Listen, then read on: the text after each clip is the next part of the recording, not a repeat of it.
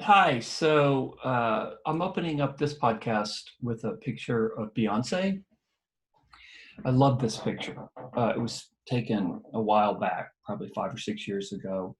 And it really says a lot about Texas and the diversity of Texas. Plus, it's just a fun picture. One of the things I'm going to develop in this course is the diversity of Texas, which is kind of the secret to Texas. And this picture of Beyonce was taken out in Marfa in West Texas, about 8 or 9 hours from here. Marfa is a really great little art spot. I highly recommend going out there. Uh, and about 20 miles west of Marfa, some folks put up a Prada store. Now, it's not really a Prada store. You can't go in and buy Prada shoes and belts and clothes. It's an art piece out in the middle of nowhere.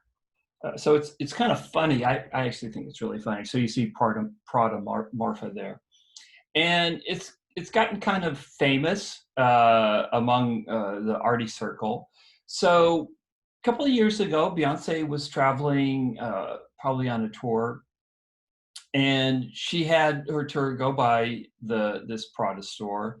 And what a lot of folks do is they get in front of it and they just jump in front of it. And I just love the picture.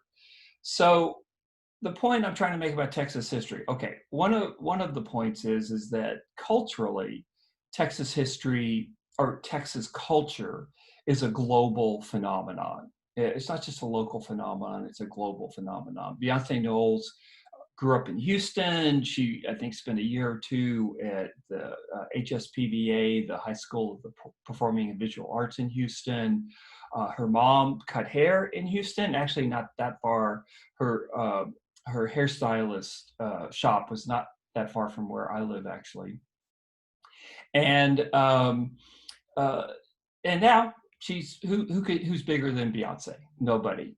The other thing I like about this, it just shows that Texas is extremely unexpected, especially if you're from outside Texas. A lot of people outside Texas have this image of Texas that's often negative, and they don't understand that Texas is kind of nutty in, I think, in a entertaining way.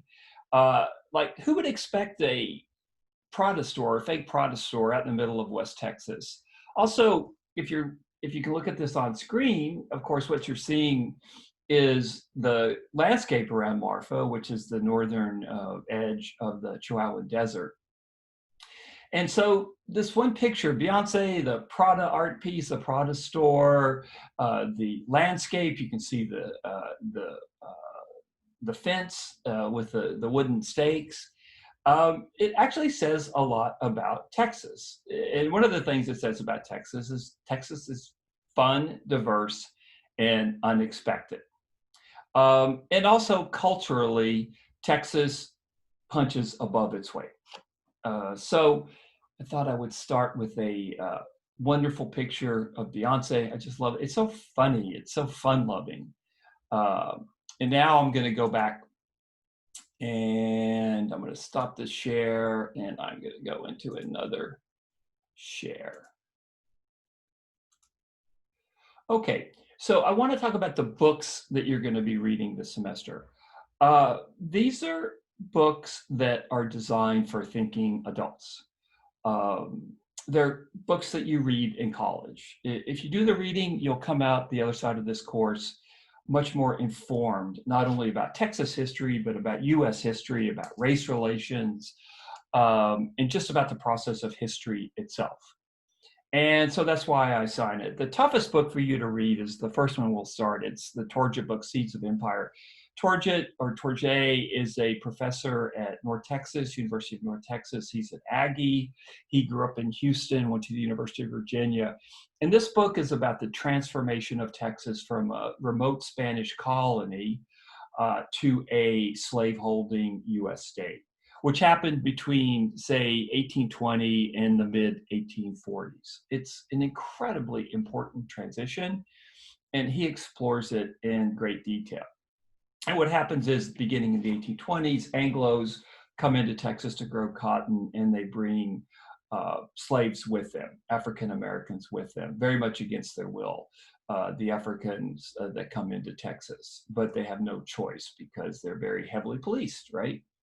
So anyway, so Seeds of Empire, it talks about that key transition of Texas where it goes from Spanish to Anglo-American, African-American, with a significant and important Tejano community, which he also talks about. Chris Tomlinson is a reporter for the Wall Street Journal. He grew up near Waco. He knew his whole life that his family had owned slaves. And he went to South Africa to report on South Africa, which of course racially is somewhat like the United States. It had a system of apartheid, which separated people of African descent and whites. By the way, I'm a big Trevor Noah fan, and I just read his book, Born a Crime.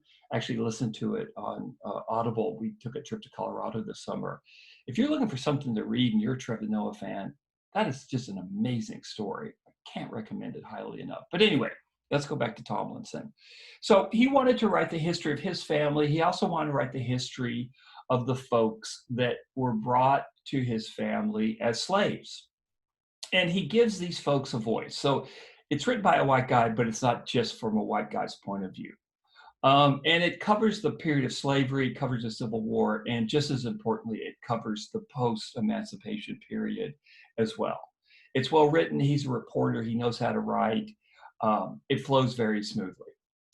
The Gwynn book is The Empire of the Summer Moon. Why it's called The Empire of the Summer Moon? Because the Comanches in Texas had an empire that existed from about the 1720s until about the 1880s. My grandmother's grandmother had to deal with Apaches, for instance. They were from, my folks on my mom's side are from the Hill Country. And so Gwynn talks about this empire, the Comanche Empire, that was centered in Texas and dominated Texas for a period of 150 years until this Indian group, and you can say Indian, by the way, it's PC to say Indian. Indians call themselves Indians. It talks about the society of the Comanche, extremely fascinating discussions of Comanche society, which, by the way, was extraordinarily violent. It talks about the various attempts to suppress the Comanche. It talks about an Anglo girl named Cynthia Ann Parker who was kidnapped in the 1830s and married a Comanche chief, and her son, Quanah Parker, became the last Comanche chief. Very, very interesting. And it's a terrific book, and again, it's a terrific read. Now, for all these books, I just want to assure you that I will let you know what I'll be testing you on. But I just hope you have the time or can take the time to enjoy these books. They're going to teach you a lot. And you'll come out of the course on the other side a far more sophisticated person than you start the course this week. I promise you, if you do the work. You'll just come out of the course smarter and more educated. Now, there are going to be other readings, not a lot, but those readings I'm going to post on Blackboard. For instance, the readings this week are all going to be posted on Blackboard, the Devaka, the La Relation. So keep an eye out for that. You'll be tested on that as well. So some material will be posted on Blackboard, but I'll make sure that I give you a heads up on that, okay?